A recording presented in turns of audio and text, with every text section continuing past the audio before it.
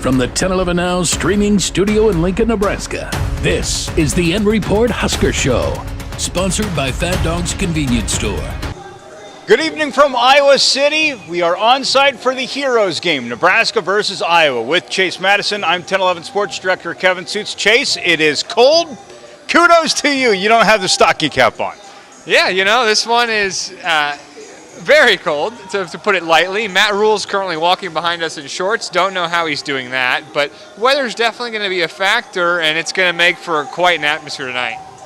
Yeah, Dylan Raiola has been walking around with sunglasses when the sun was still out, and it's a little bit of, I guess, juice to this game. Nebraska typically, when they arrive, they go to the 50-yard line, they huddled up, they go to the locker room. Well, not today. There were security guards, some police, on the Hawkeye logo. They made sure Nebraska did not gather there. They went toward the end zone. They gathered up, but man, this is a game that it's one that is circled on the calendars for a lot of fans for Nebraska and a lot of the players. Remember what's happened in recent years. The Hawkeyes have won 8 of the last 9, and 3 games in this stretch have been decided by a field goal. All 3 went Iowa's way.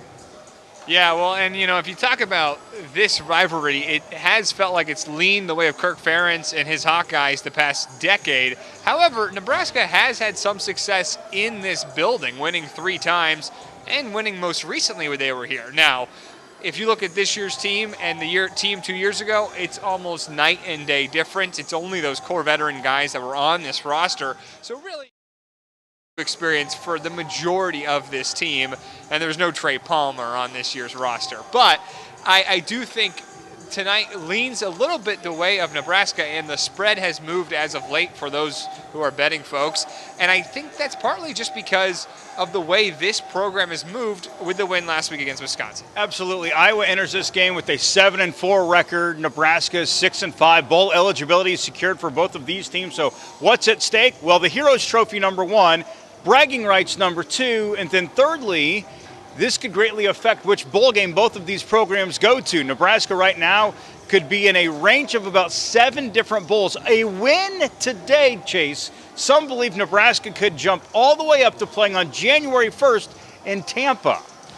Yeah, the ReliaQuest Bowl, you know, is one of the more premier bowls that are not part of the college football playoff. The Music City Bowl will be one ladder below that right there and both those get SEC draws, so big money bowls that, you know, are prone to attract fans, and the Huskers will travel. And I do think it comes down to whether Nebraska is 6-6 or 7-5, because the strength of schedule for Nebraska is middle of the road. They've played some decent opponents, but it really comes down to, you know, how many wins you have and who you beat, right? If Nebraska can beat Iowa, they're both going to a bowl game. Yeah. But now it almost looks like Nebraska has the upper hand because both teams will be 7-5. Yeah, and for the bowls that are going to be selecting, you know, the bowl eligible teams, when they make their announcements, you got to figure that Nebraska is a. The Huskers, of course, will be playing in the postseason for the first time since 2016. Real quick, let's talk about this matchup. Iowa loves to run the football. Caleb Johnson may carry the ball 40 times. Nebraska, this is going to be a test for freshman quarterback Dylan Raiola playing in the cold. But if you think back to when Matt Rule was hired as Nebraska's head coach, he said, you have to win in the elements, and these are the elements. It's going to be frigid tonight. The wind's going to die down, but it will be cold, and it may be hard to throw the football. Yeah, I definitely think that's a factor for Dylan Raiola. And, you know, you look at what Iowa has done well this season. Jackson Stratton probably starting at quarterback. They're on to their 3rd and 4th quarterback this season, and he's barely thrown for not even 100 yards as a Hawkeye. So I think you look at this game is going to be battle between the trenches and filling the box. And while Nebraska has had some success stopping the run early in the season, they have been prone to some big games against opponents later in the season. You saw how Indiana ran all over them. Ohio State had some success in that game. So it definitely is going to be a tall task to stop Caleb Johnson. He's had over 100 yards in 8 of his 11 games this season. But for Nebraska, I really think it comes down to, 1, how the defense plays, and 2, how the offense executes, especially if it's a close game. You know, so far, under Matt Rule, this is the final game of his 2nd season of the regular season of at the helm.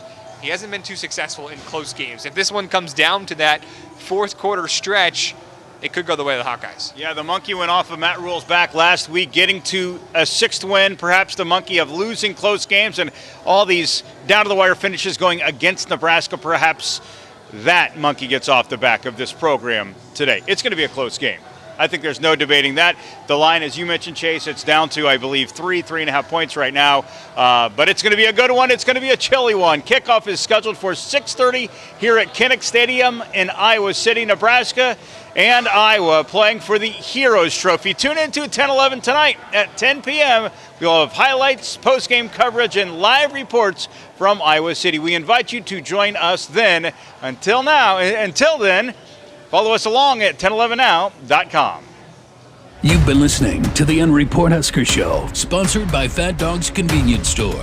Watch, listen, and stream on the 1011 Now app, on YouTube, or wherever you get your podcasts. For more Husker coverage throughout the week, watch the End Report on 1011 Sports at 6 and 10 p.m. and download the 1011 Now app.